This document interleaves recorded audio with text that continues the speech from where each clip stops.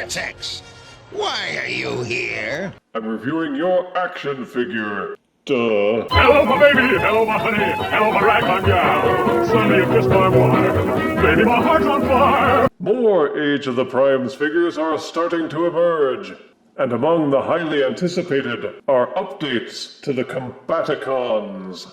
These were among the most popular of the early Generation 1 combiners, a team of 5 military combat vehicles which united into the mighty Bruticus. The Combaticons and Bruticus had 2 introductory episodes, and at least 2 spotlight episodes beyond that, which set him apart from the other combiner teams, like Menasor and even Superion. He was kind of a big deal. So when the Combiner Wars updates came out, many were disappointed when the Combaticons and Bruticus were mostly warmed over retools of the Protectobots and Defensor. But now, Age of the Primes is starting over and giving them brand new molds. And first up, Combaticon Vortex, the face-plated Decepticon interrogation expert who turned into a military helicopter. Behold his box with plastic window, showing off the figure. They tucked the legs deeper inside to the package. Not sure why, there's plenty of extra room down here. See art renditions of both modes. Prime statue art on the other side. Studio photos on the back, along with orders to collect to combine. On the other side panel, a sneak peek at the beefy Bruticus combiner. Now let's get this Vortex out and see whether or not it sucks. Out of box, Age of the Primes Deluxe Combaticon Vortex comes with his instruction booklet, a rotor accessory, 2 matching small guns, 1 slightly less small gun. In vehicle mode, he of course should never be without his rotor accessory.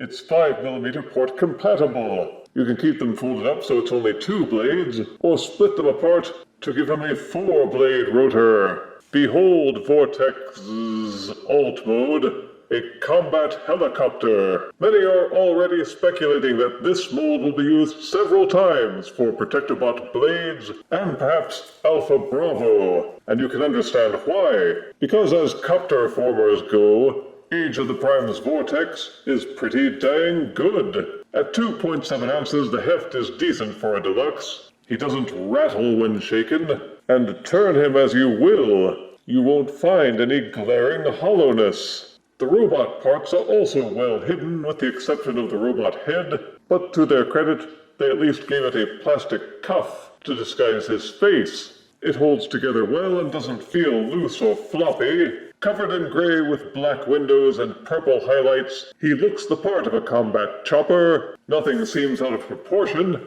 and the silhouette is smooth from front to back. There are no hidden features, no automorph or other gimmicks, though you can extend the landing gear from the back of the robot head. The front landing gear is a bit of a joke, just a pair of rounded plastic nubs, even smaller than usual. So he won't roll at all, he just sits level, or slides if you can push him hard enough to overcome the inertia. To accessorize, there are several open 5mm ports, including the one on the top for the rotors. There's 2 on the underbelly, and there are slots at the fronts and sides, where you can tab in all 3 of the guns in any combination that is pleasing unto thee. Any weapon with a 5mm port can be used, and for Fire Blast compatibility, the default weapons have a small peg up at the front. The back rotor has more friction, so it doesn't spin as well. The top rotors are pinned, so they have a lot less friction and spin much better. Though there is one hidden gimmick, and that is the ability to attach him to the upcoming Bruticus combiner frame. Vortex splits apart in the same way as any of the aerial bots, by inserting a tab into this slot on the underbelly, but actually separating the pieces is tricky. It's easiest to tilt the front slightly down, which will untab the upper portions. Then using the trigger will reliably separate the 2 halves. You'll wind up disappointed and frustrated if you attach it to a combiner arm and expect it to split nicely apart when you transform it. Better to just transform the arm first, then split Vortex apart separately, then attach the pieces. The diagrams in the instructions never seem to give enough credit to how the combiners look with all the figures attached. And even connected to the mysteriously compatible Superion arm components, Vortex still looks good. The diagram for Bruticus seems a little off proportion, with some pretty wide legs that look like they might not stand together well. But with the frame combiners, I have noticed that the in-hand figures look much better than the diagrams. Joining the two halves together is much easier than taking them apart. To transform Combaticon Vortex into his robot mode, you don't have to remove the rotors, but it's just easier to get them out of the way. Going to the back, take the rear tail fins, rotate them so that they're vertical. See this hinge at the back of the tail assembly. The entire tail fin and rotor assembly untabs and swivels back. Use a spudge if you have to, and separate the halves of the rear tail assembly. They swivel out on these hinges. You notice with these intakes that there are some parts crashing that takes place. Keep rotating them out, but as you do so, swivel those rotors inward to give yourself clearance. You'll see the robot arms tucked inside the rear assembly. The robot fist is sticking out just a little bit underneath. Use that to give yourself leverage to swivel the arm out. Then there are some hinges on the inside that allow you to swivel the whole thing out a little bit apart from the arm. And this gives you the clearance you need to finish rotating the intakes so that they are pointing down from the robot's shoulders. Do the same for both sides. The underbelly beneath the cockpit has hinges that unswivel and fold out, revealing Vortex's underpants. Then with the arms out of the way, make sure that you have enough clearance to rotate this entire canopy for the rotor. The cockpit section untabs. When transforming to vehicle mode, you make sure that these tabs and grooves line up and push together. But to transform to robot mode, untab them. Then you can fold out his underpants, finish separating the legs. The shin portions retab. There's a tab here, a groove here. Those push and click together. The fronts of the helicopters untab and unfold to form the foot and the heel spurs. Rotate the arms back down. Then with the robot head you will see this cuff. It folds down here and tucks away. Reclose the landing gear, then rotate the head so that the face is pointing forward. Then you rotate the rotor canopy so that this section here with this funky symbol is pointing up. It's not easy to tell in robot mode if the Vortex Age of the Primes mold has more or less detail than the oft-used Combiner Wars helicopter mold used for Alpha Bravo, Blades, and Vortex. Certainly both have a lot of sculpt work and greebling. Maybe it's just because he's newer, but Age of the Primes Vortex just feels like he has a better look about him. He proportions better. His hips aren't narrow anyway. He feels alright when handling, though perhaps the limbs don't feel quite as tight to my mind. There's no rubbery plastic. It has moderate heft for a deluxe, and the only really visible hollow portions are just below the knees. There's a slight pearly metallic sheen to the gray plastic which sets things off quite nicely. Uncovering the thighs and hips reveals more parts done over in Decepticon purple. The black shin panels add some variety along with the red eye visor. The head itself is the topper of his aesthetic. All of the Generation 1 Combiner limb figures of that era had tiny box-like heads which plugged into the body cores as the connectors. Vortex has Megatron-style notches at the front of his side box panels, and you can unfold the landing gear from the back of his head if you want to give him a Bot-Man bun, but his faceplate defies logic. Covering his face means there's less detail than you would see on a robot face with nose and lips, but Vortex looks better because of it. I believe that's what's known as a je ne sais quoi. Fold up the intakes at the sides of his shoulders, and they can pass off as shoulder cannons, but sadly they're not Fire Blast compatible. Others have said, and so now do I, that the fold-back panels on the forearms are a bit ganky, but tolerable. I'm not quite so generous. Sure, you can fold them down and back, but they move out of place a lot when handling the figure, and it makes me feel like I just want to rip them off. I think everyone else is saying they can live with them simply because we have no choice, really. They're like shoppers at Walmart. Every time you try to turn any corner, they leap in front of you and block your way. Oh, how I loathe them.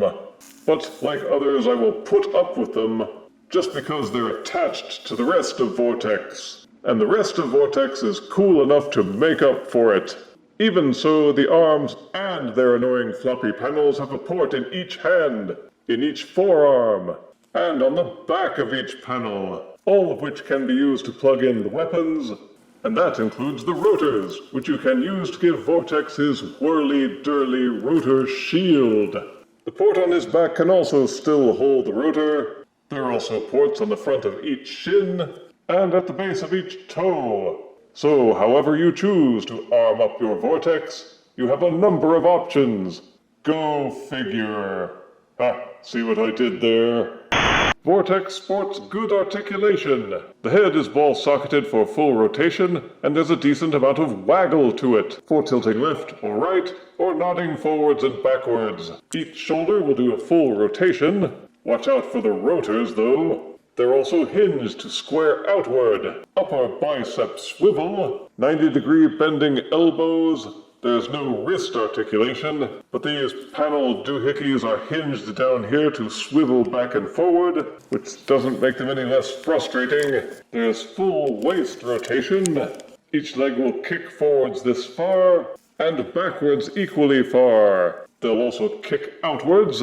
There's an upper thigh swivel. The hinge at the knee allows only for a 90-degree bend before the parts crashing starts. The ankles will tilt inward. There's a pin hinge tucked away right here, which allows the feet to tilt forwards and backwards slightly. But sadly, even if you open up this hinge at the front, you won't get any more range of motion that way. But both the toes and the heel spurs will fold in and out as part of the transformation.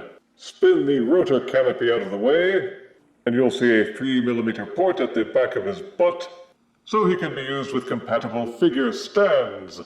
Being able to angle the feet, as well as tilting the heel and toe spurs, gives it an extra level of posability, and the extra range of tilt on the head gives him more expressibility for someone who doesn't have a face. Standing at almost exactly 5 inches sans rotors, here is Age of the Primes Deluxe Combaticon Vortex, next to Legacy Leader Class Triple Changer Sandstorm. Here he is next to War for Cybertron Siege Deluxe Spinister, Thrilling 30's Voyager Springer, and Combiner Wars Minicon Spinister. Right there. I liked Combiner Wars Bruticus when it came out, because it was the first serious update he'd had since Generation 1. But over time, the frustrations with the engineering became too much of a distraction. Like many, I'm hoping this time they've ironed out the kinks. If Vortex is any indication, the Age of the Primes Combaticons are shaping up to be quite impressive. As for Deluxe Vortex, positives are a solid alt mode, a cool-looking robot mode, with both modes being excellent Generation 1 tributes, as well as quality modern updates. I always liked the original Generation 1 color scheme, and Vortex sports them nicely. The transformation isn't prohibitively difficult, and golly gee whiz, the results are excellent. The articulation is also top-notch. The customization options allow for a variety of display configurations. Toss in that he makes a dandy combiner frame arm component, and you literally have a winning combination. Negatives are that the combiner arm separation mechanism doesn't work very well. The weapons are a little small, and man, those arm panels in robot mode. I think anyone who says they don't get in the way has been hitting the hooch a little too hard. But even so, the Age of the Primes Combaticons seem to have come roaring out of the gate with Vortex, who earns a solid 8 out of 10 deaths. If you find one in stores, definitely pick one up and take him out for a spin. If you refuse me, honey, you lose me, then you'll be left alone, oh baby, come on and tell me I'm your own.